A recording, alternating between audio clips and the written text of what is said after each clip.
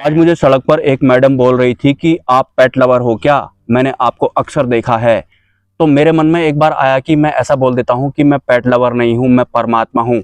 फिर मैंने सोचा ऐसा अगर मैं बोल दूंगा तो पता नहीं है मैडम क्या सोचेगी। तो फिर मैंने इसको एक ऐसी व्यवहारिक और रैंडम मीटिंग समझकर आगे को जाने दिया। मतलब इस तरह से भी एक तरह से सृष्टि ही चलती है, बिना मतलब की बातों में कोई भी मिल गया, कुछ बात कर ली, मतलब जो आज तक देखा था या फिर बोलना वगैरह सीखा था, कुछ बोल लिया, बस दिन गुजर गया, आगे को सृष्टि चल गई, पत्ता हिल गया।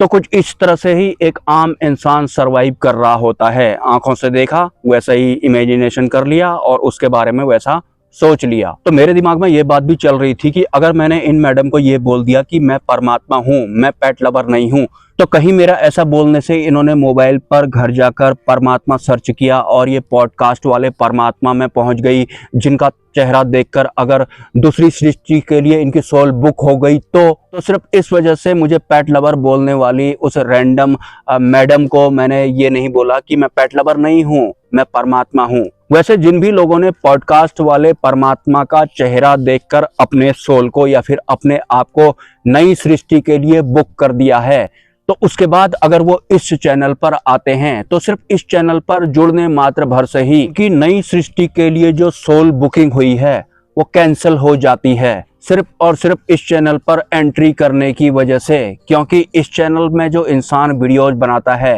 वो फाइनल बॉस का शिष्य है। वास्तविक परमात्मा ने जिन्हें नियुक्त किया है उन्हें अंतिम गुरु या फिर फाइनल बॉस कहा जाता है और उनका शिष्य मैं हूँ। तो अगर कोई अपनी सोल को किसी नई सृष्टि के लिए बुक कर चुका होगा जो कि वास्तव में एक्चुअल सृष्टि नहीं होगी, मतलब ओरिजिनल परमात्मा वाली सृष्टि नहीं होगी, तो ऐसे पॉडकास्ट वाले परमात्मा का चेहरा देख लेने के बाद भी सोल बुकिंग कैंसिल हो जाती है इस चैनल पर आने भर मात्र से। चेहरा भी देखने की जरूरत नहीं है, ये सब जो दिखाई पड़ रहा है ये पत्ता वगैरह, एक बार क्लिक करने भर मात्र से नकली सृष्टि के लिए जिन लोगों ने सोल बुकिंग कर दी है उनकी बुकिंग कैंसिल हो जाती है।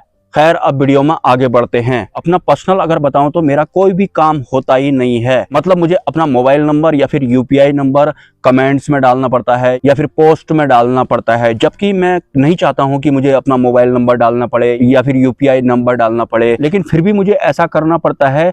लेकिन काम मेरे फिर भी कुछ भी नहीं आता है। मुझे 1.5 लाख 2 लाख रुपए तक की स्पॉन्सरशिप भी मिलती है, नॉन स्टॉप वो मिलते रहती हैं। लेकिन असलियत आपको मैं बताऊं तो वो जो स्पॉन्सरशिप होती हैं, उनकी जो ईमेल्स होती हैं या फिर जो उनका वेबसाइट होता है वो ओपन ही नहीं होता है। मैं कई सारी कंपनियों से बात भी कर चुका हूं कि आपकी वेबसाइट तो मेरे फोन में ओपन ही नहीं होती है।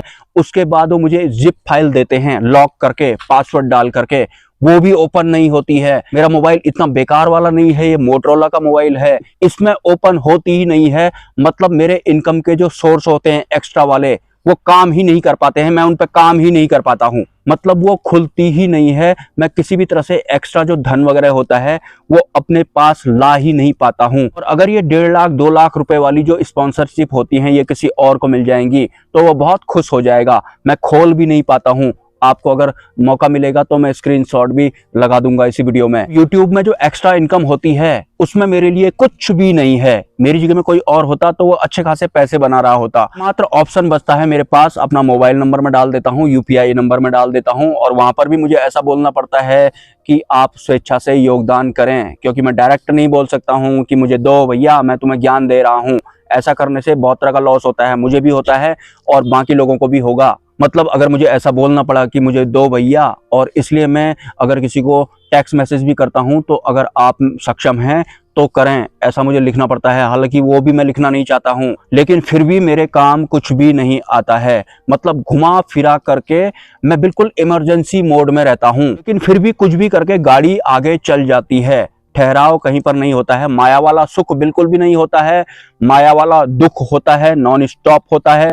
हालांकि अब मुझे आदत हो गई है तो मैं फिर भी वीडियोज बना ही देता हूं। और मैं अक्सर इस तरह के प्लेस से जब वापसी करता हूं तो वो रात में करता हूं 8:40 पे लगभग। तो मेरे हाथ में आपको दिख रहा होगा, यहाँ पर भी चोट है अभी तक, ये मत्थे पर तो आपको दिख ही रहा होगा, ये देखो अभी तक ऐसा लगा पड़ा है। इस हाथ में भी निशान है, देख रहा होगा आपको, इस हाथ में भी निशान है, यहाँ भी है। मेरा ये जो बैंड नहीं हो रहा है, मतलब मैं बाइक का हैंडल नहीं पकड़ पा रहा हूँ। टेक्स्ट करने में भी दिक्कत हो रही थी मुझे। तो ये सब होता रहता है और पहली बार मेरे साथ ऐसा हुआ था, मतलब इस तरीके से मैं आज तक मेरा एक्सीडेंट नहीं हुआ था, बहुत पहले हुआ था, लेकिन फिर भी मैं इसे एक्सेप्ट करता हूं। और अगर मुझसे कोई गलती हो गई होगी तो मुझे क्षमा कर दीजिएगा, क्योंकि कभी कभी इंसान से कुछ गलतियां भी हो जाती हैं, उसे पता भी नहीं होता है। और इसके अलावा जो भी इंसान वास्तविक सत्य वाले मार्ग पर चलता है तो फिर तो वास्तविक सत्य के अलावा सब उसके विपक्षी और विरोधी हो जाते हैं। वो आसपास के भी हो सकते हैं, घर परिवार के भी हो सकते हैं, दुकानदार भी हो सकते हैं, प्रॉपर्टी डीलर भी हो सकते हैं, सोशल मीडिया में भी हो सकते हैं, और तो और शरीर के अंदर भी हो सकते हैं, ध्यान करते वक्त भी हो सकते हैं, साधनाएं करते वक्त भी हो सकते हैं। जो इंसान वास्तविक सत्य वाली राह पर चलेगा पूरा विश्व उसके खिलाफ हो जाता है, मैं ये कहूँ पूरा ब्रह्मांड ही उसके खिलाफ हो जाता है। लेकिन ये जो यात्रा होती है वास्तविक सत्य वाली या फिर वास्तविक परमात्मा वाली, ये बहुत ज्यादा इंटरेस्टिंग होती है। इसमें बहुत कुछ इंसान के साथ में एक साथ में चल रहा होता है, लेकिन वास्तविक सत्य भी साथ में चल रहा होता है। परम आनंद होता ही इतना इंटरेस्टिंग है कि इंसान सबको झेल लेता है, वो खुश होता है। ये सब अगर उसके साथ में हो भी जाता है तो परमात्मा इतने ज्यादा इंटरेस्टिंग होते हैं कि कुछ भी हो जाए उसकी जिंदगी में वो उन्हें नहीं छोड़ने वाला है उसके बाद में, जिसे भनक लग जाती है। और सच में ऐसा होता भी है। सुबह मुझे एक कमेंट आया था कि स्वर्ग और नरक होता है या नहीं। देखिए, जो भी होता है वो हमारी आंतरिक व्यवस्था में होता है। स्वर्ग भी हमारी आंतरिक व्यवस्था में होता है, नरक भी हमारी आंतरिक व्यवस्था में होता है। ये जो बाहर आपको दिखाई पड़ रहा है ये तो कुछ भी नहीं है, या फिर मैं ये कहूं कि सूक्ष्म तत्वों का ये विस्तार मात्र है। सूक्ष्म तत्व तो हमारे अंदर में है, आंतरिक यात्रा करने के दौरान वो मिलता है। स्वर्ग या फिर नर्क फिजिकली होता है या नहीं, बुद्धि और मन के तल पर उसे जानने के बजाय आप अंतरिम यात्राएं करना शुरू करिए और स्वर्ग और नर्क का अनुभव कर लीजिए या फिर अनुभूतियां कर लीजिए आप। और आध्यात्मिक यात्रा के दौरान अनुभव, अनुभूतियां और ज्ञान इकट्ठा करने में क्या फर्क होता है ये मैं ऑलरेडी बता चुका हूं। आपको मंथन करना होगा, आपको किसी और का मंथन नहीं करना है, अपनी आंतरिक व्यवस्था का मंथन करना है। अभी तक हमारा जो ये अंतकरण होता है वो विस्तारों से भरा हुआ है। इस पूरी दुनिया ब्रह्मांड के ज्ञान को या फिर फिजिकली हमने इसको जिया है और ठूस रखा है अपने अंतकण में। अब हमको अपने अंतकण को शुद्ध करने की जरूरत है। हमारे अंतकण में बुद्धि भी शामिल है, मन भी शामिल है, शरीर भी शामिल है। शरीर के अंदर जो सूक्ष्म तत्व हैं वो भी शामिल है, शरीर के बाहर जो सूक्ष्म तत्व हैं वो भी शामिल है, हमारे पूर्व के बहुत सारे जन्म भी शामिल हैं, या फिर अगला जन्म अगर होगा, हमारा होने वाला होगा, या अंतिम जन्म अगर ये नहीं होगा तो वो भी शामिल होते हैं। तो ये सब जानना है, अनुभव के थ्रू जानना है, ज्ञान इकट्ठा करने के थ्रू नहीं जानना है। ये जो हमारा बुद्धि होता है ये सिर्फ एकमात्र मकसद होता है इस बुद्धि का, वास्तविक सत्य के मार्ग पर चलूंगा तो मुझे वास्तविक सत्य वाला ज्ञान इसी बुद्धि से समझ में आ जाएगा, पार जाने की जरूरत नहीं है। इसलिए होता है ये बुद्धि, लेकिन वास्तविक सत्य हमारा मकसद होता नहीं है। ऊपर से हम इस बुद्धि का इस्तेमाल करते हैं तो एक दिन ये ऐसे लायक हो जाती है कि वास्तविक सत्य वाला ज्ञान समझ में ही नहीं आता है। मतलब हमारा बौद्धिक बल सीमित दायरे का हो जाता है, ये भी लुप्त होते रहता है, क्षीण होते रहता है। एक तो हम इंसानों का मकसद वास्तविक सत्य प्राप्त करना या फिर परमात्मा प्राप्त करना नहीं होता है, इस संसार को प्राप्त करना होता है, भौतिक सुख प्राप्त करना होता है, और साथ साथ में परमात्मा को भी प्राप्त कर लूंगा, कुछ इस तरह का मिलोचे के साथ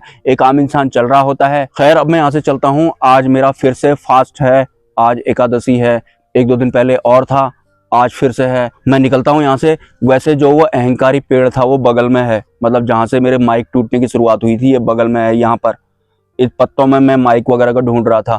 खैर, क्या करना है इससे। मिलते हैं किसी नेक्स्ट वीडियो में। नमस्कार।